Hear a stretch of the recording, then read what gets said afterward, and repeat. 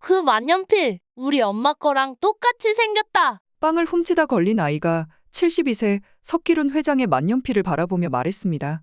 석 회장은 당황스러웠죠. 이 만년필은 세상에 단 2점밖에 없는 특별 제작된 만년필이었거든요. 하나는 자신이, 나머지 하나는 7년 전 연락을 끊은 석 회장의 딸이 갖고 있었죠. 꼬마야, 혹시 어머니 성함이 어떻게 되시니? 아이는 슬퍼 보이는 목소리로 대답했습니다. 우리 엄마 이름은 석지은인데요. 3년 전에 돌아가셨어요. 뭐, 내 딸 지훈이가 세상을 떠났다고? 그리고 이 아이가 내 외손주라고? 그렇다면 그때 그 아이를 그냥 낳았었단 말이야. 이 무슨 운명의 장난일까요? 어쩐지 처음 볼 때부터 계속 이 아이가 눈에 밟히더라니. 불과 30분 전, 석 회장은 길거리에서 배고픈 아이들에게 빵과 우유를 나눠주는 자선활동을 하고 있었습니다. 야, 너 아까도 받았잖아. 빵과 우유는 1인당 1개씩이라고. 죄송해요. 배가 너무 고파서 그만. 석 회장은 그 모습을 보며 안타깝다는 듯 속으로 생각했습니다. 으이구, 그러게 조심 좀 하지. 고리가 너무 길었다, 꼬마야. 사실 석 회장은 그 아이를 처음부터 눈여겨보고 있었습니다. 왜냐면 그 아이 복장을 바꿔가며 계속해서 빵을 타갔기 때문이죠. 석 회장은 입에 풀칠하기도 어려웠던 가난한 어린 시절을 떠올리며 그 아이를 모른 척 눈 감아주었지만 저렇게 직원에게 걸린 이상 더 이상 그를 도와줄 순 없었죠. 아이는 추가로 받은 빵과 우유를 직원에게 모조리 몰수당한 뒤 울상을 지으며 돌아갔고 석 회장은 그 아이에게 몰래 빵과 우유를 챙겨주기 위해 아이를 뒤따라갔습니다. 그런데 석 회장이 아이를 불러 세우려는 찰나 석 회장은 아이의 표정을 보곤 큰 흥미를 느꼈습니다. 이 녀석 봐라. 아이는 아까의 울상짓던 표정을 싹 거두면서 오히려 싱글벙글한 표정으로 가방에 숨겨둔 빵을 꺼내는데 1개, 2개, 3개, 무려 5개의 빵을 더 숨겨온 것이었습니다. 석 회장은 이상하게 그 아이가 밉지 않았습니다. 오히려 애틋한 마음이 들었죠. 그 아이의 눈빛은 어렸을 적 자신을 닮아 있었습니다. 석 회장도 어렸을 적에 먹을 것을 얻기 위해 구두도 닦아보고 구걸도 해보고 심지어 빵도둑질까지 모두 해봤습니다. 그땐 어떻게든 살아남기 위해 어쩔 수 없었죠. 어린아이가 어느 정도 궁지까지 몰려야 저런 날것의 눈빛을 갖게 되는지 잘 알고 있던 석 회장은 오히려 아이가 안쓰럽게 느껴지기 시작했습니다. 꼬마야, 혹시 이름이 뭐니? 화들짝 놀란 아이는 석 회장을 경계하는 눈으로 쳐다봤습니다. 아니, 할아버지는 나쁜 사람이 아니란다. 빵과 우유가 좀 남아서 그런데 좀 가져가 줄 수 있을지 물어보러 왔을 뿐이야. 애는 애인 걸까요? 아이는 석 회장이 내민 빵과 우유를 보자 바로 경계심을 누그러뜨렸습니다. 제 이름은 강민수예요. 이거 진짜 저 주시는 거 맞죠? 그럼 당연하지. 그렇지만 민수야, 앞으로는 아무리 배가 고파도 도둑질은 하면 안 된단다. 차라리 배가 너무 고프다고 어른들에게 솔직히 말하렴. 이미 그렇게 해봤는데 거짓 취급당하고 내쫓겼는걸요? 석 회장은 할 말이 없었습니다. 태연하게 말하는 아이의 눈빛에 가슴이 아려왔죠. 민수야, 아까 거기서 내일까지 빵이랑 우유 나눠주고 있으니까 내일은 와서 이 할아버지를 찾아오렴. 내 몰래 더 챙겨줄 테니. 그렇게 말하고 아이를 바라본 석 회장은 문득 아이의 시선이 자신의 정장 포켓주머니로 향해 있다는 것을 느꼈습니다. 고맙습니다, 할아버지. 근데 할아버지, 저희 엄마랑 똑같은 만년필을 갖고 계시네요. 석 회장은 대수롭지 않게 대답했습니다. 허허, 만년필이 생긴 게 다 비슷비슷하지. 아닌데, 진짜 우리 엄마 건데. 만년필에 새겨진 한자, 그거 저 읽을 줄 알아요. 돌석자잖아요. 우리 엄마가 가르쳐줬어요. 뭐라고? 꼬마야, 혹시 어머니 성함이 어떻게 되시니? 그리고 지금 어디 계시니? 아이는 슬퍼 보이는 목소리로 대답했습니다. 우리 엄마 이름은 석지은인데요. 3년 전에 돌아가셨어요. 이럴 수가. 내 딸 지훈이가 세상을 떠났다고? 그리고 이 아이가 내 외손주라고? 그렇다면 그때 그 아이를 그냥 낳았었단 말이야. 석 회장은 너무나도 큰 충격에 머리가 어지러웠지만 이내 가슴을 진정시키고 차분히 물었습니다. 민수야, 혹시 아빠를 잠깐 만나볼 수 있을까?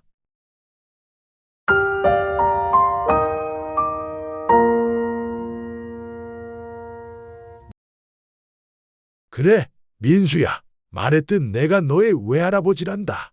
혹시 아빠랑 둘이 살고 있니? 네, 아빠랑 둘이 살아요. 아빠는 지금 집에 계시니?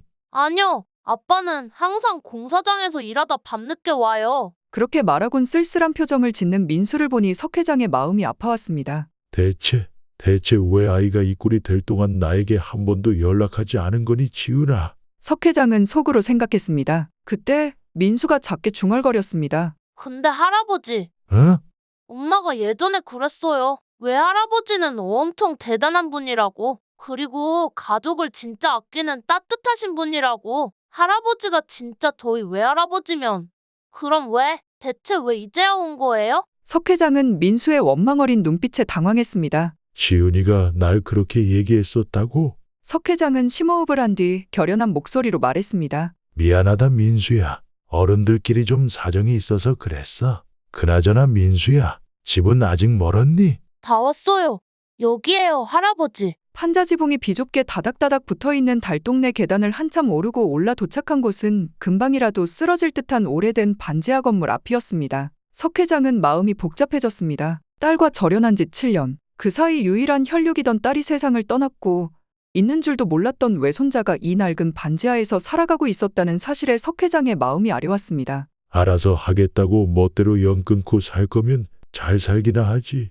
대체 이게 뭐니 지훈아. 이렇게 애비 가슴에 못을 박았어야 됐니?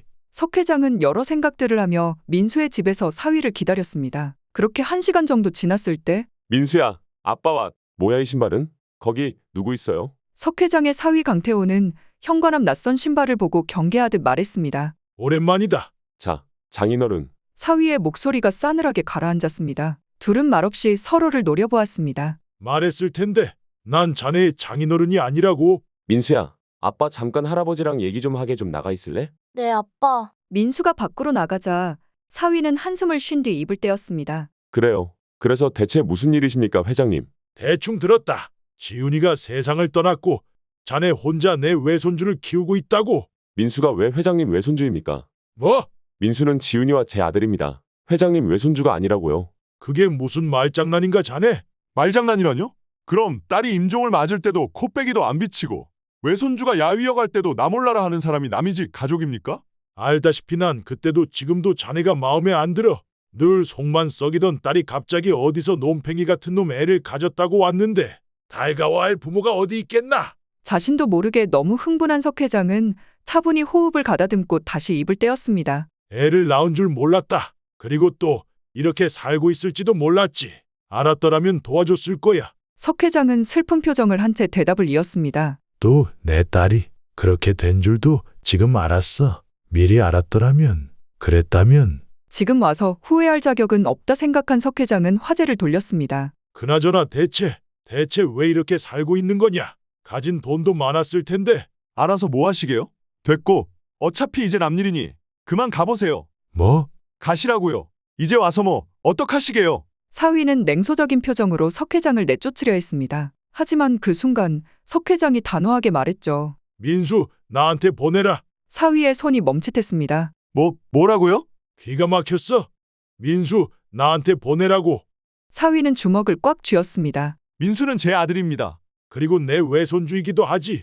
내 외손주가 이딴 환경에서 산다고. 절대 안 될 일이지. 제가 어떻게든 키우겠습니다. 더 이상 관여하지 마세요. 회장은 한숨을 쉬며 한 걸음 다가섰습니다. 억지 부리지 마. 너한테는 민수를 행복하게 해줄 능력이 없어. 사위의 얼굴이 굳었습니다. 자네도 알잖아.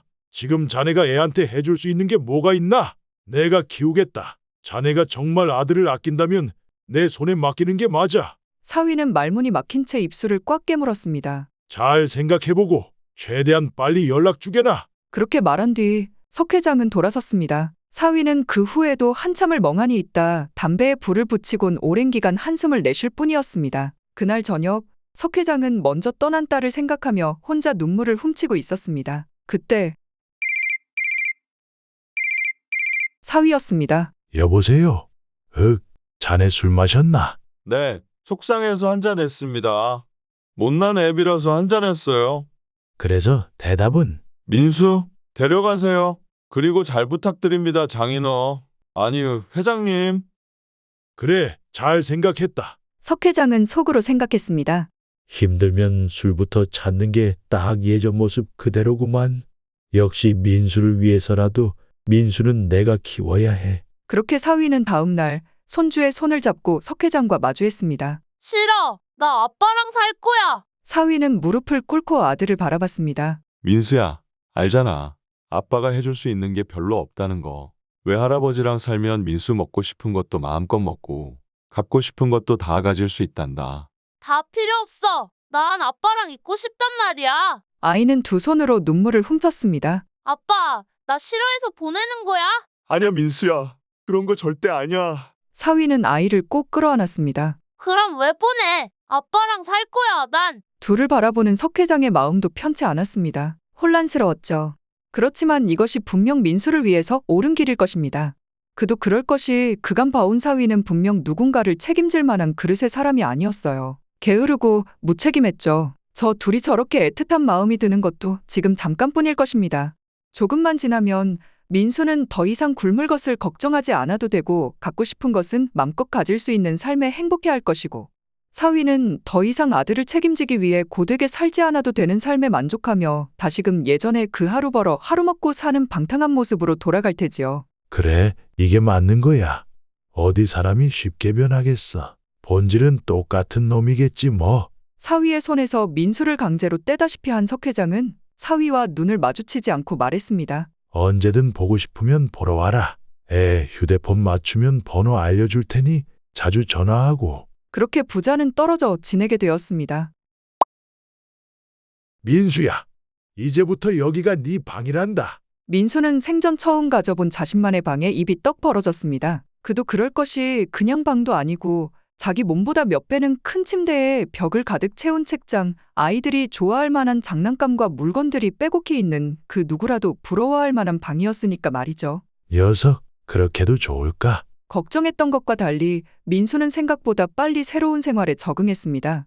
그런 민수를 바라보며 석 회장은 자신의 유일한 가족인 민수에게 앞으로 행복할 일만 겪게 해주리라 다짐했죠. 할아버지, 이거 너무 맛있어요. 그래, 많이 먹어라.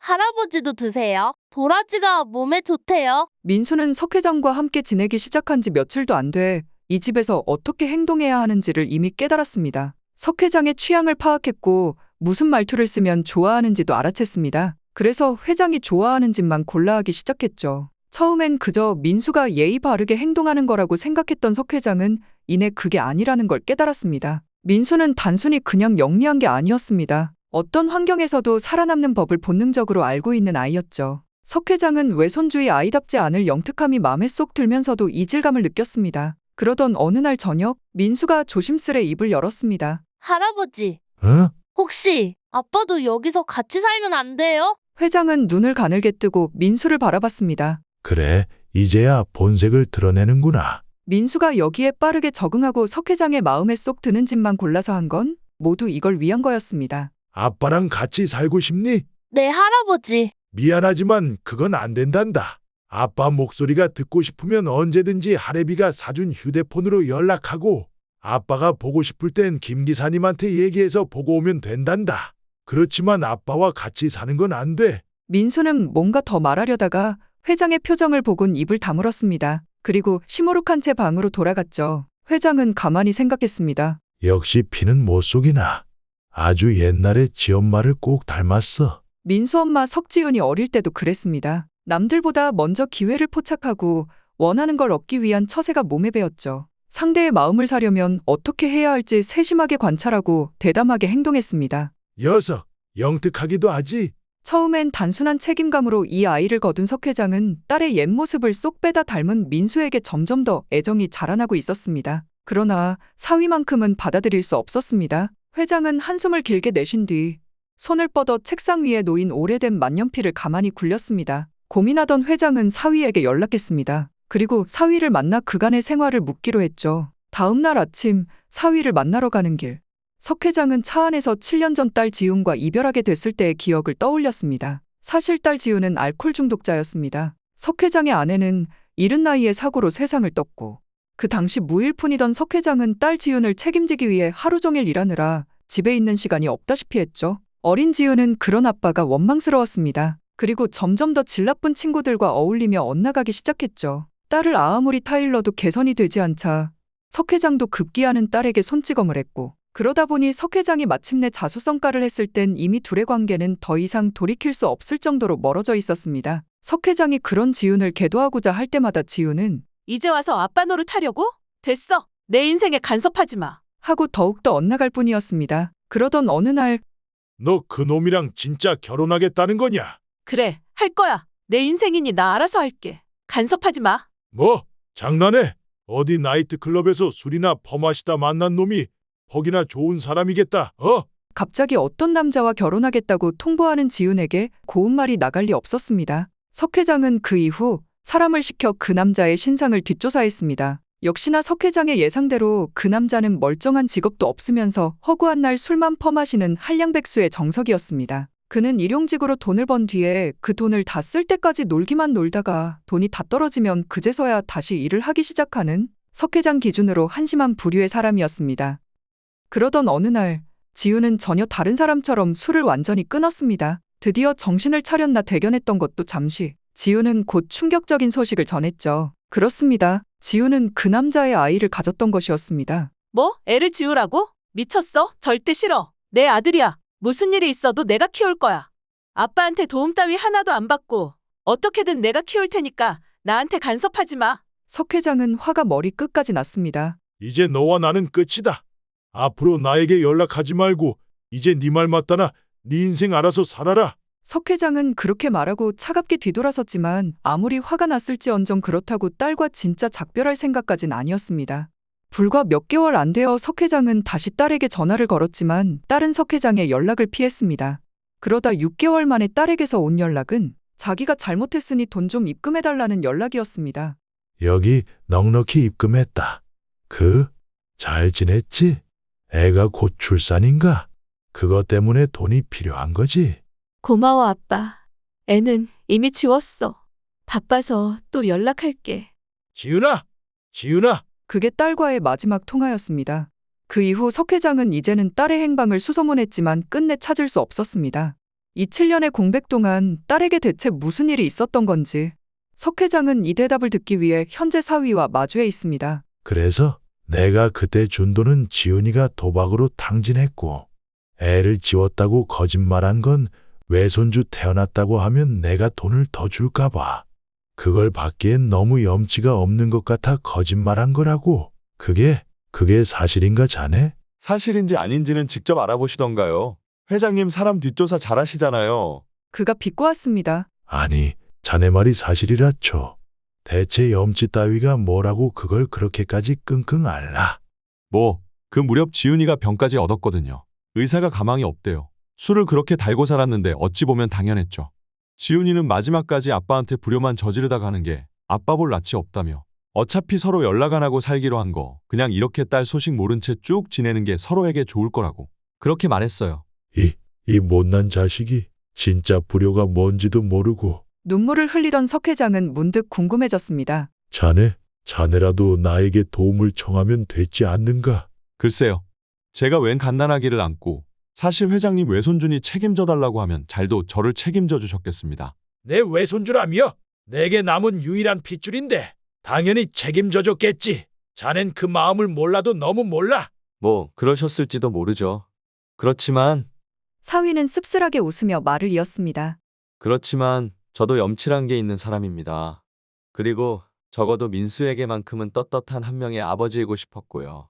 물론 민수가 야위어가는 걸 볼 때마다 미친 듯이 후회했긴 했지만 말이죠. 사위의 의외의 대답에 석 회장은 놀랐습니다. 딸이 클럽에서 놀다 만난 한량, 백수, 비록 그에 대한 석 회장의 인식은 아직까지 이랬지만 그랬던 그가 지금은 공사장에서 막노동을 하며 어떻게든 자기 혼자 아이를 책임지려고 한다? 솔직히 좀 놀랍기는 했습니다. 그래, 그간 사정은 잘 알겠네. 민수는 내가 부족함 없이 키우도록 하지. 앞으로 자네와 내가 따로 만날 일은 없을 거야. 그럼 이만. 그렇게 말하고 뒤돌아서는 석 회장을 불러 세운 사위. 회장님, 민수를 돌봐주셔서 정말 감사합니다. 부디 민수를 잘 부탁드립니다. 사위는 90도로 공손하게 석 회장에게 인사를 했습니다. 그건 걱정 말게. 자네도 잘 지내게. 그렇게 사위와 마지막 인사를 하고 집에 돌아오는 길, 석 회장은 승용차 뒤편에 앉아 생각에 잠겼습니다. 사실 석 회장은 지훈과 민수가 힘들게 살아온 것에 대한 책임을 내심 사위 탓으로 돌리고 있었습니다. 그러나 전후 사정을 듣고 보니 상황에 대한 책임은 대부분 딸에게 있었고 사위는 오히려 주어진 상황을 극복하고자 최선을 다하는 것 같았습니다. 할아버지, 아빠도 여기서 같이 살면 안 돼요? 민수가 했던 간곡한 요청이 계속해서 귀에 맴돌았습니다. 진짜 좀 변한 걸까? 석 회장이 생각에 잠겨 있는 그때 여보세요? 뭐라고? 그게 진짜야? 전화를 받곤 소스라치게 놀란 석 회장. 대체 무슨 일일까요? 김 기사, 지금 즉시 방향 돌려. 당장.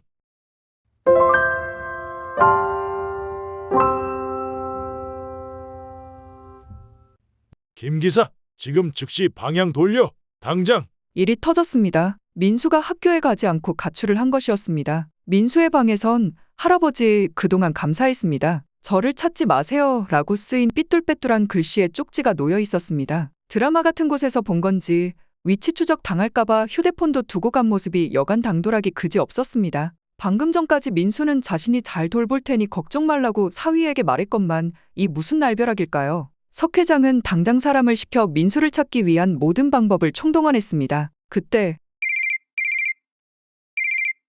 사위였습니다. 여보세요? 회장님, 민수가 제 직장에 찾아왔네요. 석 회장은 기가 차면서도 안도의 한숨을 내쉬었습니다. 아니, 대체 어떻게 그 어린아이가 거기까지 혼자 찾아갔단 말이야? 그러게 말입니다. 아무튼 지금 데려가시면 될 것 같습니다. 싫어. 난 아빠랑 살 거야. 아빠랑 살 거란 말이야. 수화기 너머로 민수가 떼를 쓰는 목소리가 들렸습니다. 아무튼 여기 주소 문자로 보내놓겠습니다. 그렇게 말하곤 황급히 전화를 끊는 사위. 더 이상 굶을 필요도 없고 갖고 싶은 건 뭐든 다 가질 수 있는데 그래도 지 아빠가 더 좋다는 건가? 석 회장의 마음이 더더욱 복잡해졌습니다. 석 회장의 차가 사위가 일하는 공사장에 도착했습니다. 석 회장은 주변을 둘러보았습니다. 먼지가 풀풀 날리는 공사장. 그 앞에는 두 손으로 무거운 자재를 번쩍 들고 있는 인부들이 분주하게 움직이고 있었습니다. 삐걱거리는 철근 더미 위에서 균형을 잡으며 자재를 능숙하게 옮기는 그들의 작업복엔 이미 먼지와 흙이 가득했고 이마에는 땀이 송골송골 맺혀 있었습니다. 석 회장은 그 모습을 보며 왠지 모를 벅찬 감정이 밀려왔습니다. 이게 진정한 삶의 현장이지. 석 회장 또한 현재의 성과를 이루기 전 과거 하루 16시간씩 쌀 배달을 했던 시절이 있었기에 인부들의 삶의 모습이 얼마나 숭고한지를 잘 알고 있었습니다. 사위가 여기서 일한 지 5년이 넘었다고 했었나?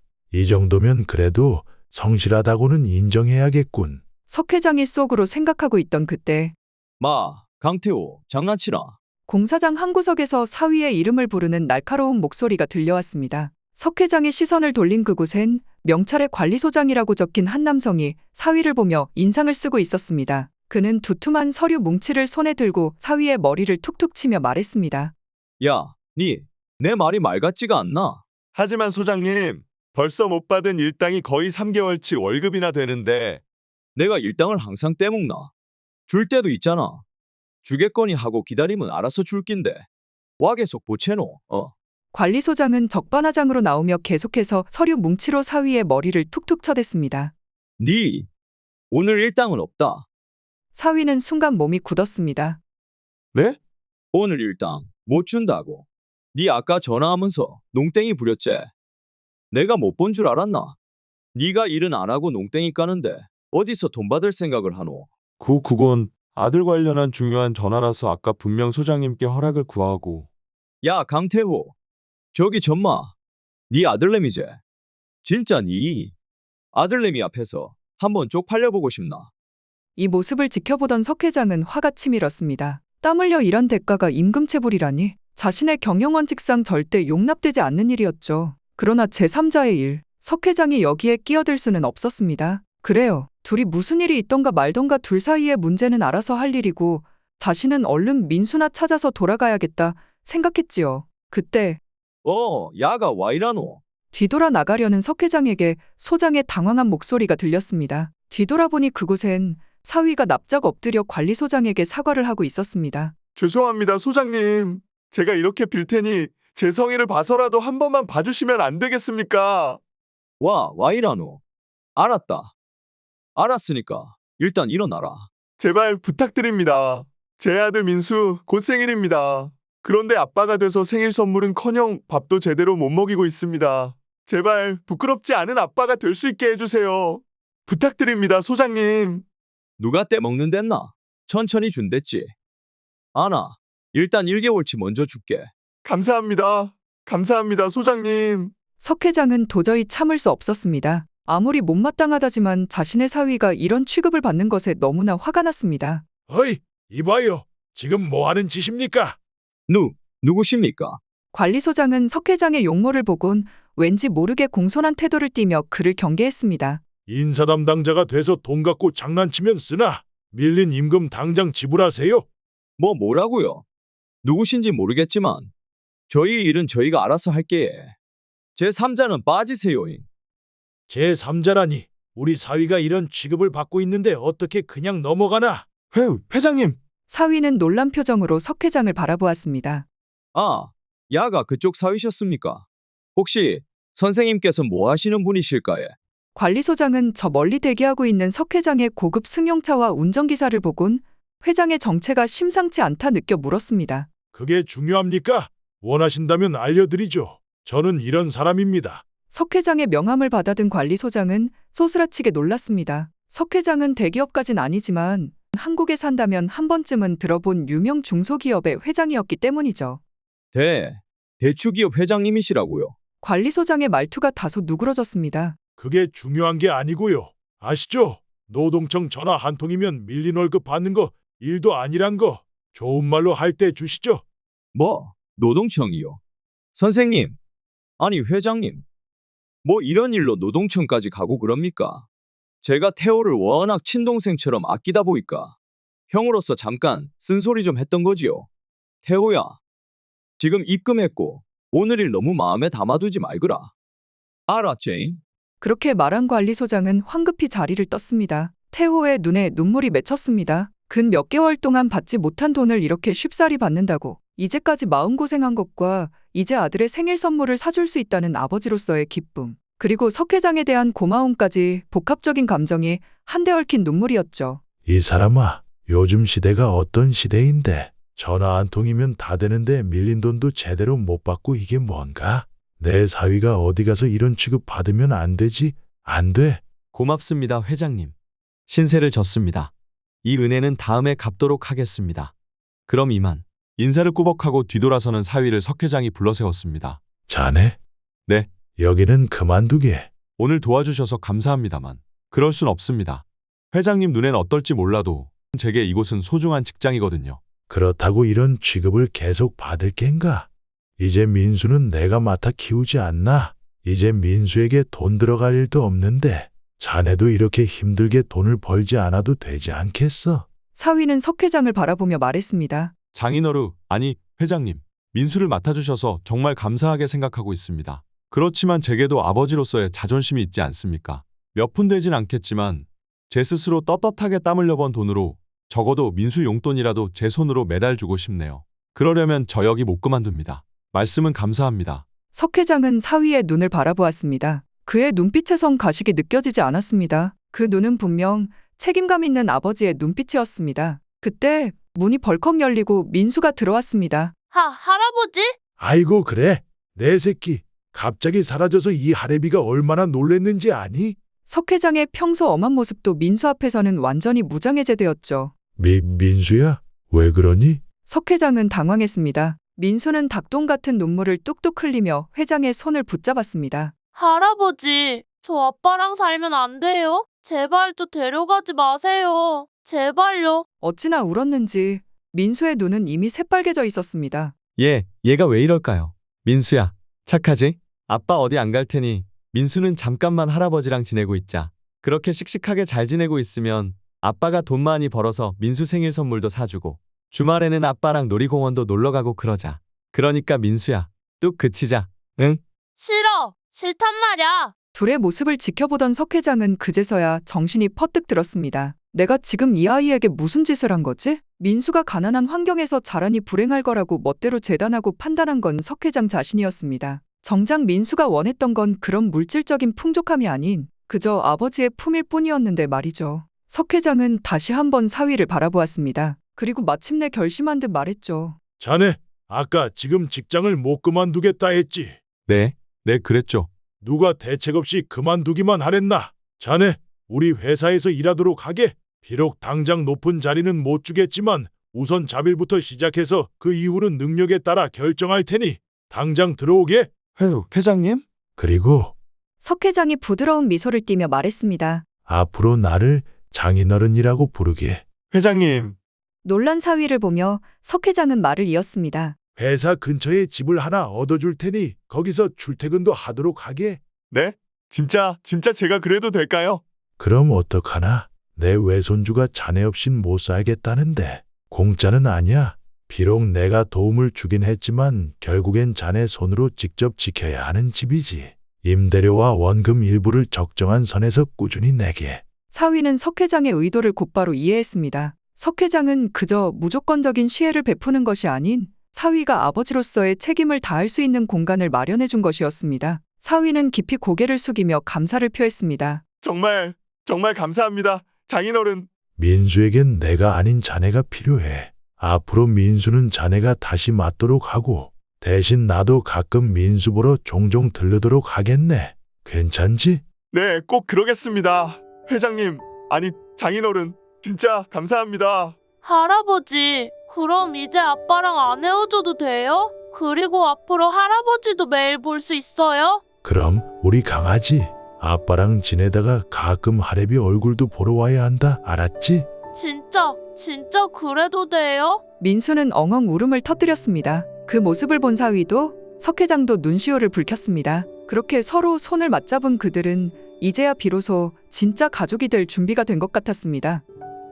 얼마 뒤 민수의 생일이 다가왔습니다. 처음으로 세 가족이 함께 보내는 생일이었죠. 생일날 민수는 할아버지와 아빠의 손을 붙잡고 케이크 앞에 섰습니다. 할아버지도 같이 소원 빌어야 해요. 할아버지도 네, 생일 촛불 끌 땐 가족끼리 다 같이 빌어야 한다고 친구가 그랬어요. 사위는 옆에서 웃으며 거들었습니다. 하나 둘 셋 하시면 부시죠. 하나, 둘. 세 사람은 함께 촛불을 불었습니다. 이게 가족인 걸까요? 꺼진 불꽃은 사라지지 않고 셋의 마음속에 다시금 피어올랐습니다. 선물을 풀며 기뻐하는 민수를 보며 석 회장은 주머니 속의 만년필을 만지작거렸습니다. 딸도 하늘에서 분명 이 자리를 흐뭇하게 바라보고 있으리라. 반드시 그러리라. 석 회장은 그리 생각하며 빙그레 미소 지었습니다. 지금까지 석기루님의 사연이었습니다.